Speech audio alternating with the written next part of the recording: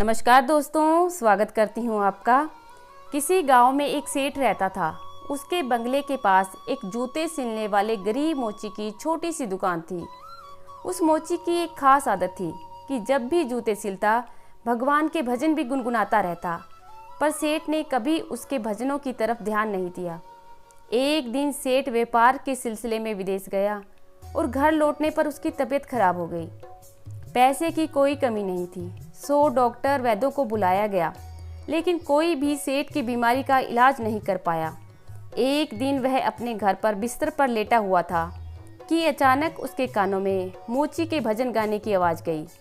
कुछ ही देर में सेठ जी उसके भजनों से मंत्रमुग्ध हो गए, जैसे साक्षात परमात्मा से मिलन हो गया हो। कुछ देर के लिए वे भूल ही गए कि वह बीमार हैं। कुछ दिन तक यही सिलसिला चलता रहा। अब धीरे धीरे सेठ की तबीयत में सुधार आने लगा। एक दिन उसने मोची को बुलाया और कहा, मेरी बीमारी का इलाज बड़े बड़े डॉक्टर नहीं कर पाए, लेकिन तुम्हारे भजनों ने मेरा स्वास्थ्य सुधार दिया। ये लो 1000 रुपये इनाम। मोची खुश होते हुए पैसे लेकर चला गया। लेकिन उस रात मोची को बिल्कुल नींद नहीं आई। वो सारी रात यही सोचता रहा कि इतने सारे पैसों को कहाँ छुपा कर रखूं। इसी सोच की वजह से वो इतना परेशान हो गया कि अगले दिन काम पे भी नहीं जा पाया। अब भजन गाना तो जैसे वह भूल ही गया। अब तो उसने काम पर जाना भी बंद कर दिया और धीरे धीरे उसकी दुकानदारी भी चौपट होने लगी।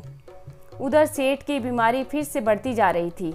एक दिन मोची सेठ के बंगले में आया और बोला, सेठ जी, आप अपने ये पैसे वापस रख लीजिए। इस धन की वजह से मेरा धंधा चौपट हो गया है। मैं भजन गाना भी भूल गया हूँ। इस धन ने तो मेरा परमात्मा से नाता ही तोड़वा दिया। यह कहते हुए मोची वापस फिर से अपने काम में लग गया। तो फ्रेंड्स, आज की कहानी आपको कैसी लगी? आशा करती हूँ कि आज की कहानी आपको अच्छी लगी होगी। धन्यवाद।